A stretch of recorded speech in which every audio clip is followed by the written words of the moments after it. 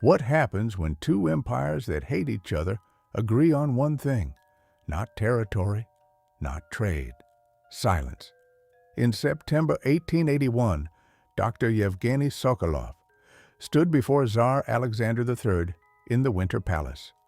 He'd returned from 6 months in the Dzungarian basin with something that should have made him the most celebrated scientist in the Russian Empire. Instead, he walked out of that private audience knowing his career was over. Within 8 years, he'd be dead. The 340-page report he'd submitted to the Imperial Academy of Sciences would be classified. 14 men had traveled with him into the disputed borderlands between Russia and China. 6 died during the expedition. The other 8 signed legal documents swearing never to speak of what they'd found. You won't find Sokolov's expedition in the official histories of Russian imperial exploration, not because it didn't happen. The funding allocation is documented, the departure is recorded, the return is noted in Academy correspondence. But what happened in between was systematically removed from institutional memory by both the Russian Empire and the Qing dynasty. 2 powers that could barely maintain diplomatic relations found common cause in one project, making sure nobody ever investigated what Sokolov discovered in those ruins. I'm going to tell you what we can verify about that expedition, not what conspiracy theorists claim, what the documents, the ones that survived, actually show, what family letters preserved, what survivors whispered on their deathbeds, and why 2 empires would cooperate to suppress a geological survey of abandoned ruins in a desert nobody cared about. The answer tells you everything about how institutional power works when confronted with something it can't acknowledge. The year 1881 was chaos for the Russian Empire. On March 13th, Tsar Alexander II, the reformer, the emancipator, was assassinated by revolutionaries who threw bombs at his carriage on the streets of St. Petersburg. His son, Alexander III, inherited an empire on the edge of disintegration. Revolutionaries in the cities, border disputes in the east, ethnic tensions everywhere.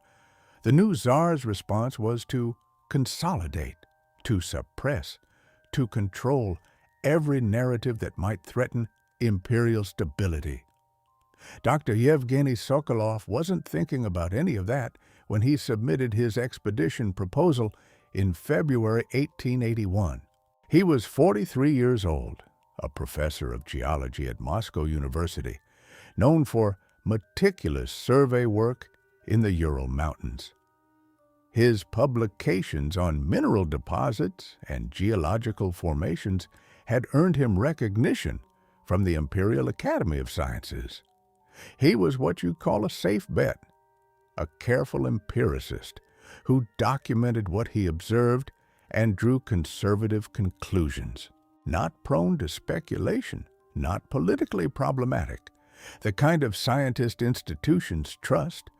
His proposal was straightforward, a geological and archaeological survey of the Dzungarian Basin, the high desert region between what was then the Russian Empire's eastern territories and China's western provinces.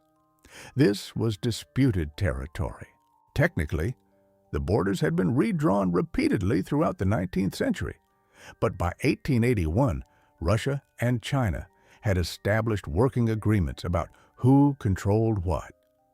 The Dzungarian Basin sat in a zone both empires considered strategically insignificant, dry, remote, populated by scattered Kazakh nomads who had been there longer than either empire and would probably outlast both. What made the region interesting to Sokolov wasn't politics. It was reports that had been filtering back from Russian military surveyors and Kazakh traders about ruins. Stone structures, they said, not yurts, not the usual temporary settlements. Cities, abandoned cities with architecture that didn't match anything in the regional historical record.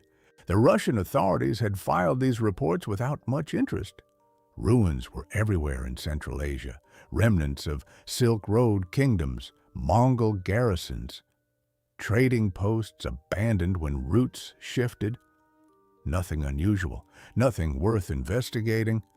But Sokolov had read something that caught his attention. He'd seen the old maps, the ones from the 1700s and early 1800s, before cartographers standardized their terminology. Those maps labeled this entire region Independent Tartary, or just Tartary. Not the Russian Empire, not China, something else. By 1881, that label had vanished from official cartography.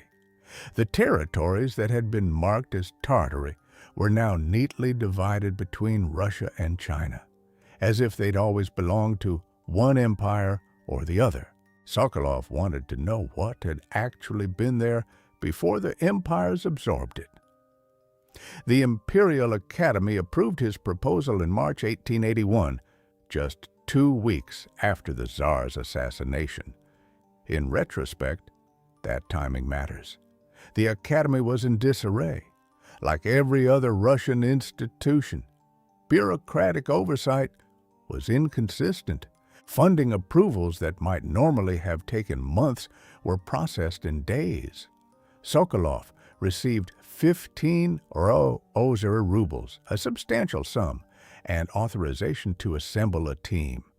He recruited carefully 3 other geologists from Moscow University, 2 surveyors, 1 cartographer, 1 physician, 1 photographer, and 6 support personnel, including translators and porters. 14 men total, all of them Russian subjects except for 2 Kazakh guides hired locally. They departed Moscow on April 6, 1881.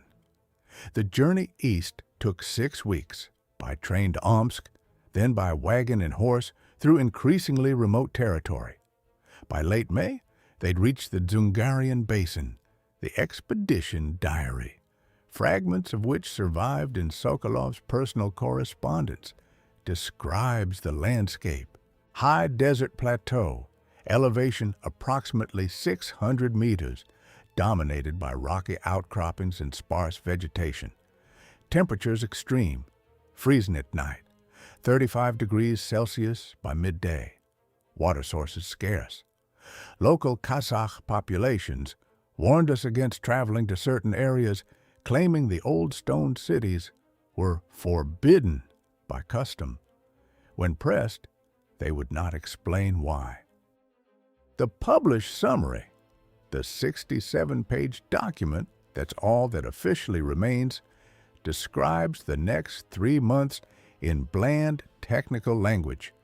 Geological surveys conducted, mineral samples collected, terrain mapped, archaeological investigations of several ruined structures consistent with medieval Central Asian construction patterns. Professional, unremarkable, the kind of report that gets filed in an archive and forgotten. But that published summary represents 1/5 of what Sokolov actually submitted. The expedition manifests logged 340 pages of documentation. The Imperial Academy's receipt records confirm this. Received August 18, 1881. Expedition Report. Dzungarian Basin Survey, Dr. Y. Sokolov, 340 pages, accompanied by 52 photographic plates, 14 maps, and mineral samples cataloged per attachment. Those 340 pages were reviewed by the Academy's Reviewing Committee in late August. On September 3rd, Sokolov was summoned to a private audience with Tsar Alexander III. There is no official record of what was discussed in that meeting. Private audiences with the Tsar weren't typically documented unless they concerned state policy. But we know it happened because Sokolov mentioned it in a letter to his wife dated September 5th. I have met with the Tsar. I cannot discuss what was said. I am to await further instructions regarding publication of findings. I fear I have made a terrible mistake. The 67-page summary was published in October 1881 under the Academy's Geological Survey Series. It contains no mention of advanced architecture, unknown scripts, or electromagnetic anomalies. It describes routine archaeological findings and geological observations. The 273 pages that were removed have never been located in any Russian archive. The 52 photographic plates mentioned in the receipt log do not exist in Academy collections. Sokolov's original field journals, which he'd submitted along with the typed report, were classified by imperial decree. They were never returned to him or his estate. What happened during those 3 months in the Dzungarian basin? We can't rely on the official record. It was deliberately sanitized.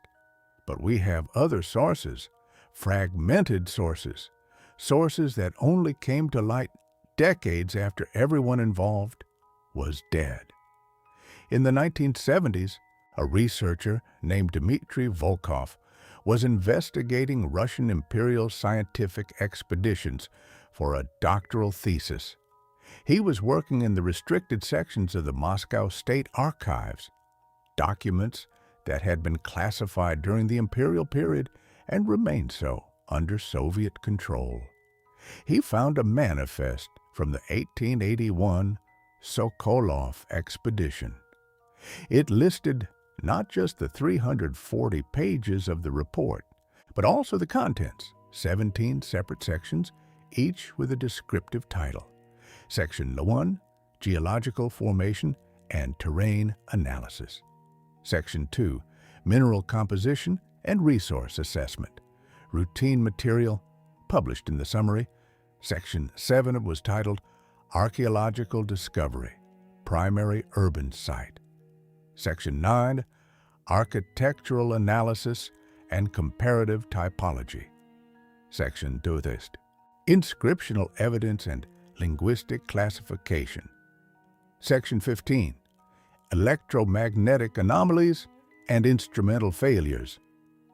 Those sections do not appear in the published summary. Volkov applied for access to the full report.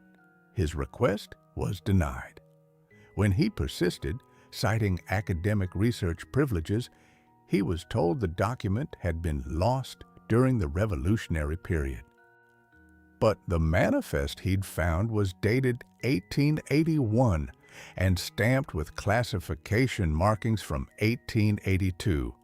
Before the revolution, during the height of imperial bureaucratic organization, documents classified by the Tsar weren't lost. They were preserved precisely because they'd been deemed sensitive. Volkov shifted strategies. If he couldn't access the official report, maybe he could find the expedition members' personal records. Sokolov had died in 1889, but the other team members, those who'd survived the expedition, might have left letters, diaries, something. He began tracking their names through university archives, military records, church registries. What he found was a pattern. Of the 14 men who'd traveled to Dzungaria, 6 had died during the expedition itself. The published summary mentions this in passing.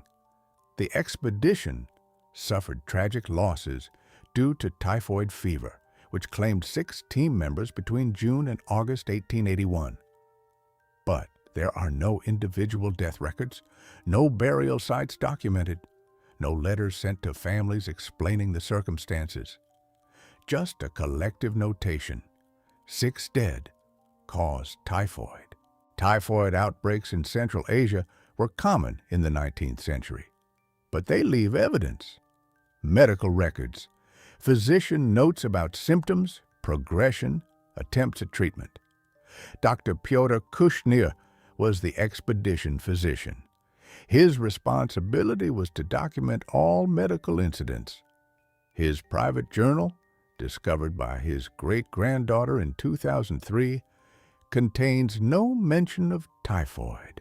What it contains instead is a single entry, dated July 14, 1881. 3 men dead in circumstances I cannot explain medically. Sokolov has ordered me not to document causes. I am complying under protest. May God forgive us. 3 men dead by mid-July, 3 more by August, according to the official summary. But Kushnir's journal ends July 14th. No further entries. He survived the expedition. He's listed among those who returned to Moscow, but he wrote nothing else. Why would a physician stop documenting an expedition in the middle of it? The only explanation, he was ordered to stop. And whatever happened after July 14th was considered too sensitive to record even in a private journal. The 8 survivors returned to Moscow with Sokolov in late August 1881. Within 6 months, they'd been scattered across the Russian Empire.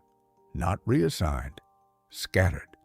1 surveyor sent to a cartography project in Vladivostok, 7 kilometers from Moscow. 1 geologist transferred to mineral surveys in the Caucasus.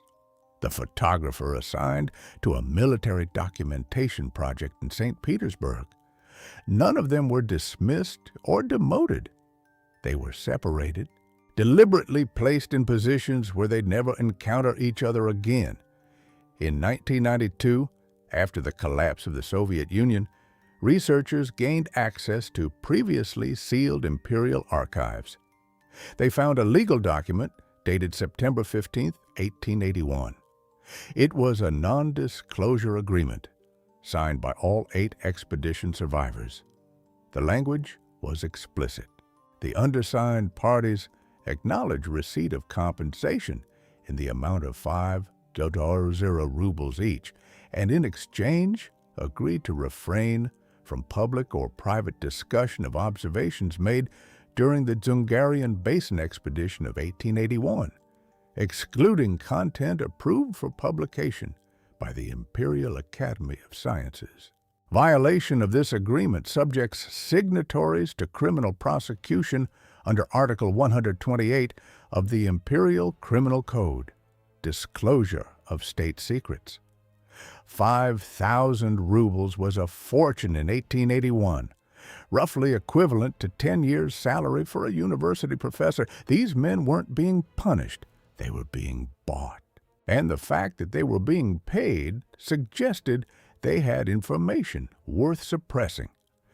Information dangerous enough to justify both the payment and the legal threat. What information? We have fragments. Incomplete testimony from sources that only emerged long after the imperial system collapsed. One of the expedition geologists, Viktor Andreev, kept a private field journal separate from the official documentation. He never submitted it to the Academy. When he died in 1904, his widow preserved it. In the 1980s, their grandson donated it to the Moscow University Historical Archives. The journal describes the expedition's discovery in technical, almost clinical language. June 23, 1881, approximately 87 kilometers southeast of our base camp, we encountered the first major structural complex. Initial assessment suggested defensive fortification, but closer examination revealed urban planning inconsistent with military function. Streets laid in precise grid formation, suggesting population center of significant size. Structures built from worked stone, construction technique unfamiliar, no evidence of mortar, blocks fitted with tolerances of less than 1 millimeter. Sokolov estimates site could have supported 30 40 inhabitants based on urban density. This contradicts all existing archaeological understanding of regional civilization capacity during the hypothesized construction period. Andreev was a geologist, not an archaeologist, but he understood what precision stonework meant. He'd surveyed ancient structures throughout Russia, Byzantine churches, medieval fortresses, Mongol administrative centers.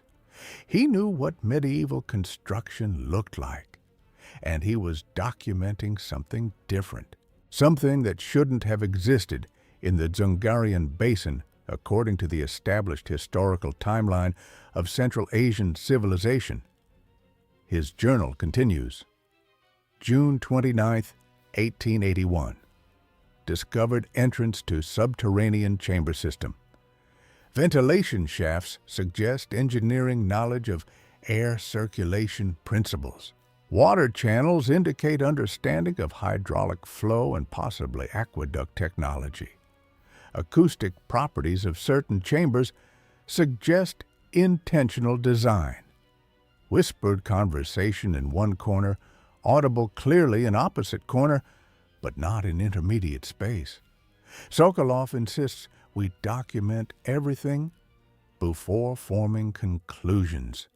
Photographer unable to capture interior due to insufficient light.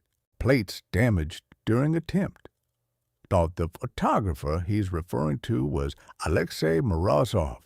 We have almost nothing from Morozov. He died in 1899, and his family destroyed his papers during the revolution, fearing they'd be used against them politically.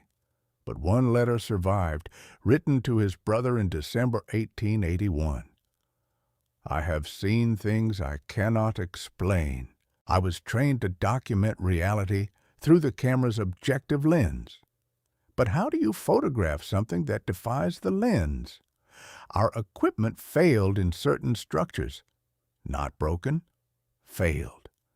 Plates exposed without cause, images appearing that showed no correspondence to what we observed. Sokolov confiscated the damaged plates.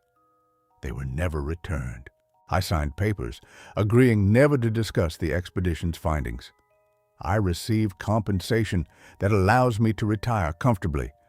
I am being paid to forget. I will never forget. The expedition's cartographer, Leonid Volsky, kept coordinates. That was his job, to create precise maps showing exactly where they'd traveled and what they'd found. His maps were submitted with the full report and have never been found in Russian archives. But he apparently kept duplicate notes. His daughter mentioned in a 1920s oral history interview that her father had hidden a small notebook containing numbers and symbols that he'd told her represented the most important discovery of his life, which the authorities made him bury. She didn't know what the numbers meant. The notebook was lost during the family's evacuation from Moscow in 1941. But researchers in the 2010s working from that oral history attempted to reconstruct possible coordinates based on the expedition's documented route and the fragments from Andreev's journal. If you start from the expedition's base camp location, which is documented in the published summary, and trace southeast 87 kilometers, you reach a region of the Dzungarian basin that modern satellite imagery shows has geometric patterns on the ground. Not natural geological formations, linear structures suggesting human construction, partially buried by centuries of sand accumulation. Chinese archaeologists haven't been allowed to investigate that area. It sits in a zone designated as restricted military territory. Russian researchers have been denied permits to conduct surveys. The only imagery available is from commercial satellites, resolution limited by international agreements. But what you can see, even at limited resolution, are right angles, grid patterns, urban planning. Now, that doesn't prove anything about advanced civilization. Plenty of medieval cities had grid layouts, but it confirms that something structural exists at the location matching Andreev's encoded coordinates, something neither modern Russia nor modern China once investigated. Why? What could possibly be threatening about medieval ruins in a desert nobody cares about? We have a partial answer from Chinese archival sources that became accessible during brief periods of academic openness in the 1980s. A researcher named Li Wei found references in Qing Dynasty military records to an archaeological incident requiring immediate classification in August 1881. The records described Qing military forces arriving at an unauthorized Russian excavation site in disputed Dzungarian territory. But here's the critical detail. The records indicate the Qing forces were dispatched within 24 hours of the Russian expedition's arrival at the site. That means they were being watched. The Russians didn't stumble upon the ruins by accident and get discovered. They were under surveillance from the moment they entered that region, and the moment they reached the ruins, Chinese military response was immediate. That level of coordination requires either incredible coincidence or prior intelligence. The Chinese knew the Russians were coming. They knew where the Russians would go. They were ready to respond the instant the Russians found what they were looking for. The Chinese records describe negotiations between Russian and Qing representatives to resolve territorial sensitivity. What territorial sensitivity? The area was already in the disputed zone. Both empires had surveyed it multiple times without diplomatic incidents. Unless the issue wasn't the territory, unless it was what the Russians had found in that territory. Something both empires had known about, something both empires had agreed tacitly or explicitly should remain undiscovered. Sokolov's private correspondence suggests he realized this. In a letter to his wife, dated August 2, 1881, 2 weeks before he returned to Moscow, he wrote, "We have made a discovery of profound significance. I initially believed this would establish my legacy as a scientist. I now understand it may destroy my career. The implications extend beyond geology or archaeology. If what we have documented becomes public knowledge, it will require revision of accepted historical narratives. Institutions do not respond well to such requirements." He was right. When he returned to Moscow and submitted his report, the Academy's initial response was enthusiastic. His friend and colleague, Professor Nikolai Krasovsky, wrote him a letter dated August 20th, congratulating him on findings that will reshape our understanding of Central Asian civilization. But by September 3rd, the day of his private audience with the Tsar, institutional enthusiasm had transformed into institutional silence. What happened in that meeting? We don't have the official record, but we have Sokolov's letters to his wife, and they tell the story through omission and implication. September 5th. I have been instructed to await further review of my findings. September 12th. The Academy has decided not to publish the complete report, citing concerns about accuracy and verification. I am permitted to publish a summary containing only material deemed appropriate. September 20th. I have been informed my position at Moscow University will not be renewed for the coming term. No explanation provided. Yevgeny Sokolov was 43 years old. He'd spent 20 years building his reputation. He'd published over 30 papers in respected geological journals. He'd trained a generation of students, and in the span of 2 weeks, his institutional standing evaporated. He spent the next 8 years trying to fund a return expedition to Dzungaria. Every proposal was rejected. He applied for grants from the Imperial Academy, from private foundations, from wealthy patrons interested in archaeology. Nothing. His applications weren't denied because the proposed research was invalid. They were denied without explanation, sometimes without response at all. His letters simply disappeared into institutional bureaucracy and were never acknowledged. His health deteriorated. In 1887, his wife wrote to a friend, "Yevgeny is consumed by what he cannot speak of. He wakes at night describing stones and chambers and scripts nobody can read. He says the truth died in the desert and his reputation died with it." By 1889, he was suffering from respiratory illness. The official cause of death was pneumonia. He was 46 years old. His family suspected poison, but without evidence. Suspicion is just suspicion. The other survivors fared differently. Some adapted.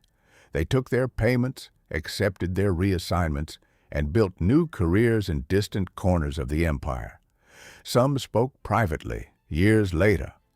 One of the surveyors, Grigory Savin, gave a deathbed interview in 1927. By then, the Russian Empire had collapsed. The Tsar was dead. The Soviets controlled the archives. Savin was 83 years old and dying of heart disease. A researcher recording oral histories of imperial expeditions visited him in a Moscow hospital. Savin's statement was recorded on wax cylinder. "We found proof of civilization that shouldn't exist according to what they teach. Not primitive, advanced engineering that medieval peoples couldn't achieve." Both Russia and China wanted it hidden. Why? Because if one advanced civilization could be erased from history, how many others might there be? The empires claimed they were bringing civilization to uncivilized lands. But what if civilization had already been there and was destroyed?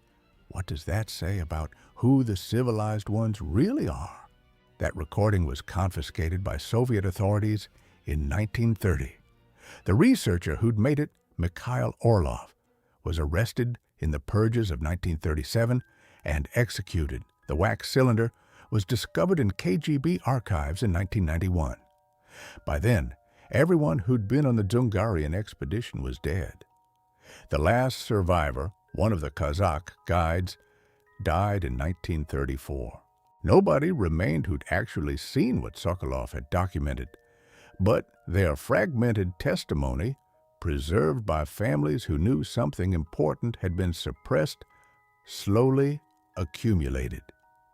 In the 1970s and 80s, as Russian and Chinese archives occasionally opened to researchers, pieces emerged. Not the full picture, never the full picture, but enough to establish a pattern. Official expedition, major discovery, institutional classification, coordinated suppression across two empires, lifelong consequences for those who participated. Modern researchers have attempted to investigate the site using remote sensing technology, ground-penetrating radar, satellite thermal imaging, electromagnetic surveys. Every application for permission to access the region has been denied by both Russian and Chinese authorities. The area remains classified as restricted military territory, though no military installations are visible in satellite imagery. The restriction exists to prevent access, not to protect installations. In 2015, a team of independent archaeologists used commercial satellite data to analyze the geometric patterns visible at the suspected site coordinates. Their analysis, published in a small academic journal, concluded surface features consistent with buried structural remains, urban grid layout visible in multispectral imaging, construction scale suggesting population center of 30, 50, CO0 inhabitants, architectural footprint inconsistent with known Central Asian civilizations from 500 BCE to 1500 CE. Further investigation required to determine cultural attribution and construction period. Access to site denied by regional authorities. That's where we are. 143 years after Sokolov's expedition, the ruins are still there. The satellite imagery proves it. The institutional suppression continues. The questions remain unanswered because institutions choose not to answer them.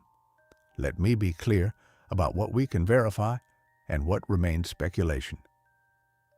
Documented fact. Dr. Yevgeny Sokolov led a geological and archaeological expedition to the Dzungarian Basin in 1881, funded by the Russian Imperial Academy of Sciences. He submitted a 340-page report with 52 photographic plates in August 1881. The Academy published a 67-page summary in October 1881. The remaining 273 pages were classified and have never been located in Russian archives. Sokolov's career at Moscow University ended abruptly in September 1881. He died in 1889. 8 expedition survivors signed non-disclosure agreements and received substantial financial compensation. 6 expedition members died during the expedition. Individual death records do not exist. Those are institutional behaviors we can trace through documents, correspondence, and archival records. Consistent witness testimony. Multiple expedition members, in private journals and letters discovered decades later, described finding ruins with advanced architectural features, precise stonework, underground chambers with sophisticated engineering, and inscriptions in unknown scripts. These accounts are consistent across sources that couldn't have been coordinated. They were written independently and only discovered by researchers generations later. That's testimony. It's credible testimony from trained observers with reputations for accuracy. But testimony isn't the same as physical evidence we can examine today. Institutional suppression we can document. The Russian Imperial Academy classified Sokolov's findings and removed 273 pages from his submitted report. The Qing dynasty's military records reference an archaeological incident requiring classification at the same location and time. Both empires denied subsequent research proposals to investigate the site. Expedition survivors were legally prohibited from discussing their observations and financially compensated for silence. The site remains restricted military territory in modern China, with access denied to international researchers. These are coordinated institutional actions across 2 empires that rarely cooperated on anything. That coordination itself is evidence of something. Evidence that both governments considered the discovery threatening enough to suppress. What we can't verify, the nature of the phenomena Sokolov's team observed. We have their descriptions. We have their professional credentials. We have consistency across independent accounts. But we don't have the physical evidence, the photographic plates, the architectural samples, the inscriptional rubbings that Sokolov submitted. Those materials were confiscated and never returned to public access. That means we can't know with certainty whether. The ruins represented a sophisticated but conventional Central Asian civilization that doesn't fit current historical timelines. They were evidence of technological achievement beyond what's attributed to the region's medieval period. They represented something genuinely anomalous that challenges our understanding of historical development. The expedition members, under extreme conditions, misinterpreted natural or conventional features. What we can know is that institutions chose suppression over investigation. That choice is documented. The Russian Empire could have funded follow-up expeditions to verify Sokolov's findings. They chose not to. The Qing dynasty could have conducted their own archaeological surveys of the site. They chose not to. Instead, both empires classified the information, separated witnesses, and ensured that the questions Sokolov raised would never be formally investigated. Why would they do that? The most rational explanation isn't conspiracy. It's institutional incentive. The Russian Empire's entire colonial project in Central Asia was predicated on the narrative that they were bringing civilization to uncivilized territories. Evidence of pre-existing advanced civilization undermined that narrative. It complicated territorial claims. It raised uncomfortable questions about what had been destroyed during Russian expansion. For the Qing dynasty, the calculus was similar, but inverted. Chinese territorial claims in the western regions depended on historical continuity of Han Chinese cultural influence. Evidence of a non-Han civilization with advanced capabilities in disputed territories weakened those claims. Better to suppress the evidence than to acknowledge it and face international challenges to territorial control. Both empires also faced scientific paradigm problems. In 1881, the archaeological and historical understanding of Central Asian civilization was established and accepted. The Silk Road kingdoms were documented. The Mongol Empire was understood. The Turkic and Persian cultural influences were cataloged. Sokolov's findings didn't fit any of these frameworks. Integrating them would have required revising textbooks, retraining scholars, admitting that the established narrative was incomplete. Institutions don't reward that kind of disruption. They punish it, not because the disruption is false, but because it's costly. Costly to establish careers, costly to institutional credibility, costly to political narratives that justify power. So they suppressed, and the suppression worked. For over a century, the Dzungarian expedition existed as a footnote, if it was mentioned at all. The ruins remain unexcavated. The questions remain unasked in official academic channels. Institutional inertia accomplished what active conspiracy would have struggled to maintain: complete exclusion from historical memory. The evidence that survived by accident. Private journals families didn't destroy. Letters preserved because descendants knew something important had been silenced. Oral histories recorded by researchers who didn't know they were documenting suppression. Satellite imagery that revealed what ground access was denied. Those fragments don't give us answers, but they give us the shape of what was suppressed. And that shape tells us institutional power works by controlling not just information, but investigation itself. The most effective form of censorship isn't destroying evidence. It's ensuring evidence is never gathered in the first place. Yevgeny Sokolov died in 1889, 8 years after his expedition to Dzungaria. He was 46 years old.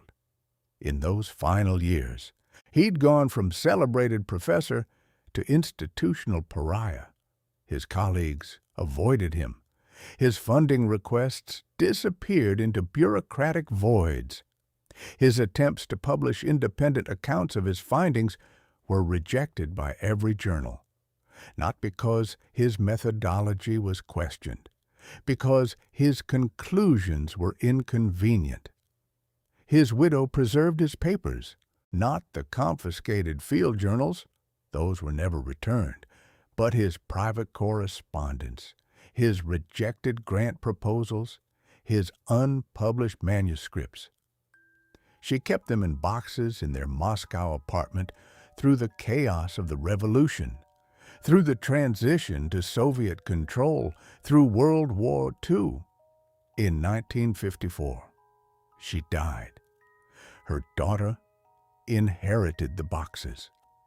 In 1987, her granddaughter donated them to Moscow University's historical archives, thinking they might be of interest to researchers studying imperial-era geology. They sat in those archives for another 20 years before anyone looked closely. In 2007, a doctoral student researching patterns of scientific censorship in Imperial Russia found them. What she discovered wasn't just Sokolov's story. It was a pattern. Dozens of expeditions between 1850 and 1917 that had submitted findings subsequently classified. Researchers whose careers ended abruptly after discoveries in sensitive regions, coordinated suppression across multiple institutions and nations. The Dzungarian expedition was one instance of a systematic institutional approach to managing uncomfortable knowledge. Suppress separate witnesses, classify documentation, deny funding for follow-up, and wait for everyone involved to die. Simple, effective, morally neutral from the institution's perspective, just managing risk, protecting credibility, maintaining narrative control. But from Sokolov's perspective, he'd devoted his life to understanding the Earth's geological history. He'd trained himself to observe carefully, record accurately, draw conservative conclusions. He'd followed every protocol. He'd documented everything. And when he found something that didn't fit the established framework, he reported it honestly. That honesty destroyed him. The 8 survivors who outlived him carried different burdens. Some took the money and tried to forget. One of them, the surveyor Grigory Savin, used his compensation to open a small bookshop in St. Petersburg. He never married. He never discussed the expedition publicly. But his neighbors noticed he kept maps on his walls, maps of Central Asia, with certain regions circled in red ink. When they asked what the circles meant, he'd say, "Places I can't go back to." He died in 1927, 2 years before Stalin's purges would have likely killed him anyway for knowing too much about imperial secrets. Another survivor, the geologist Viktor Andreev, went mad. Not immediately, gradually. His family described him becoming obsessed with geometry, drawing endless architectural plans for structures that couldn't be built with contemporary engineering. He'd mutter about stones that remember and chambers that speak without sound. By 1900, he was institutionalized. He died in a psychiatric hospital in 1904. His technical knowledge dismissed as delusion because he couldn't stop talking about what he'd seen. The expedition's physician, Pyotr Kushnir, became an alcoholic. His medical practice declined. His colleagues noted he refused to document patient records after 1885, saying he'd been punished enough for writing down what I observed. He died in 1893 from liver failure. His great-granddaughter, who found his journal in 2003, said the family had always known he'd seen something terrible, but never spoke of it. When she read his terse entry about 3 unexplained deaths and orders not to document causes, she understood the weight he'd carried. 6 men died during the expedition.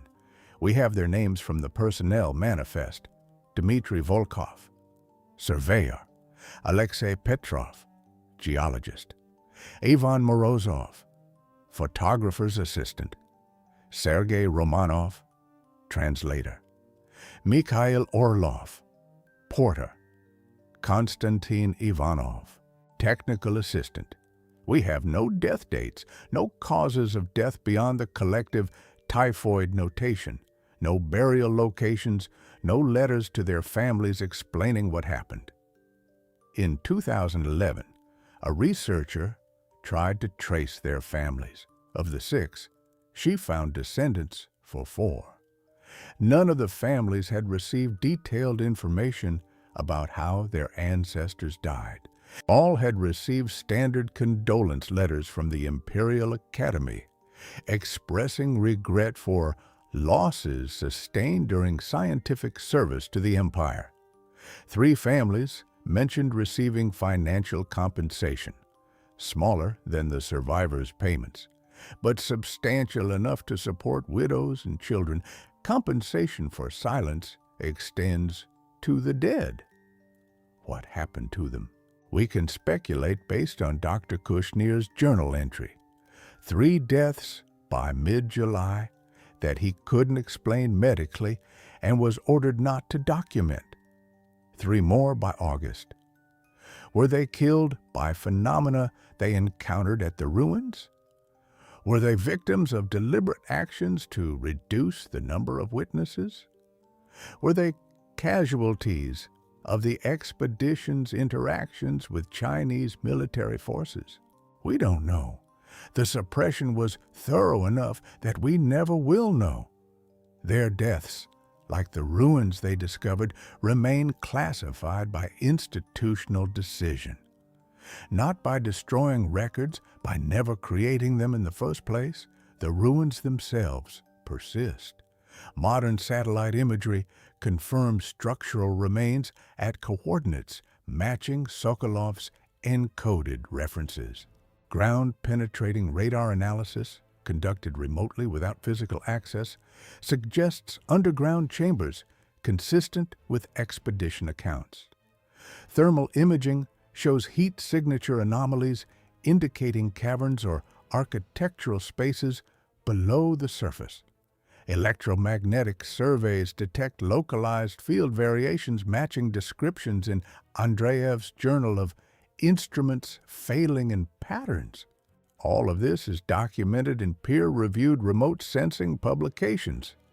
But none of these researchers have been granted access to the site. Chinese authorities maintain military restrictions.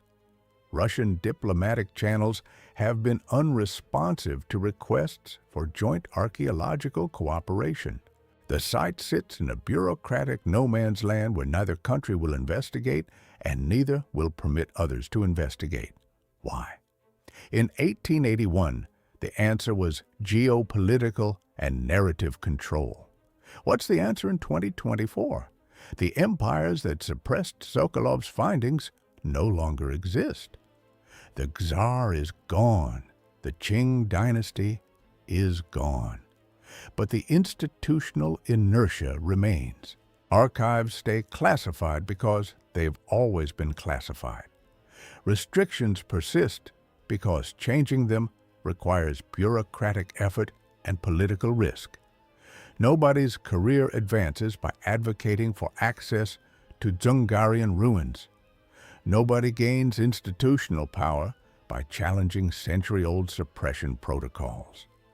So the suppression continues, not through active conspiracy, but through passive inertia. The files stay sealed because opening them requires decisions, and decisions create risk. The site stays restricted because unrestricting it requires justification, and justification invites scrutiny. It's easier, always easier, to maintain the status quo, but every year a few more documents surface. Family archives donated to universities, letters discovered in estate sales, oral histories digitized by descendants who know their ancestors witnessed something real. The suppression is eroding not because institutions have changed their minds, but because institutions can't control private memory forever. In 2018, Kazakh researchers published oral histories from communities near the Dzungarian ruins.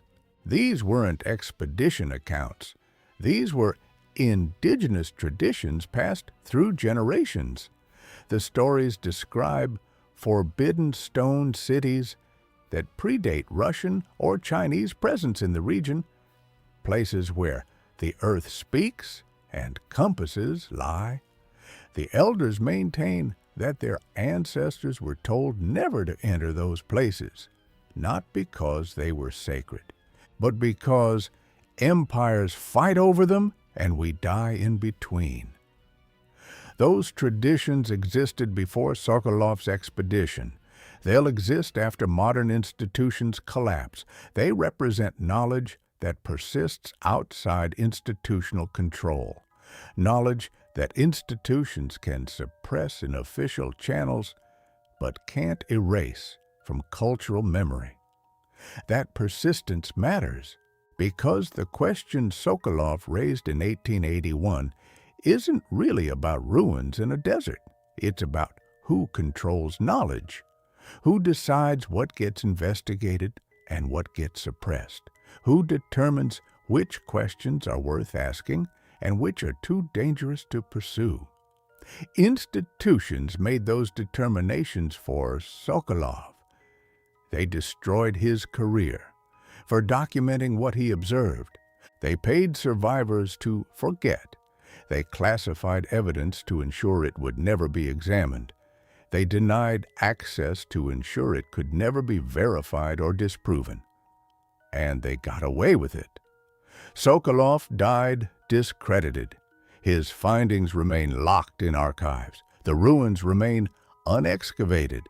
The questions remain officially unasked. But here's what institutions couldn't suppress: the pattern of researchers finding something inconvenient, institutions responding with classification and career destruction, evidence disappearing into bureaucratic voids, witnesses scattered and silenced, and the whole event erased from institutional memory.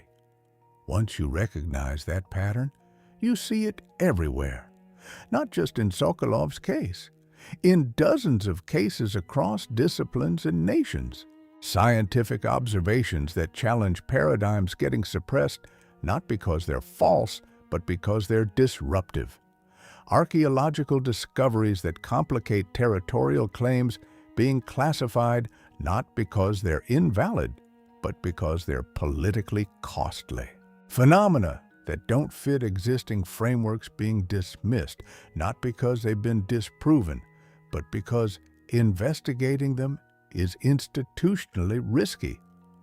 The pattern reveals how institutional power actually works, not through dramatic cover-ups orchestrated by shadowy cabals, through mundane decisions by bureaucrats protecting budgets, academics protecting careers, and governments protecting narratives, through classification stamps and denied funding requests and lost documents and restrictions that persist because removing them requires effort. That's the real lesson of the Dzungarian expedition. Institutions don't need to be evil to suppress truth. They just need to find truth inconvenient. And once they've decided something is inconvenient, the mechanisms of suppression operate almost automatically, like institutional immune systems identifying and isolating disruptive information.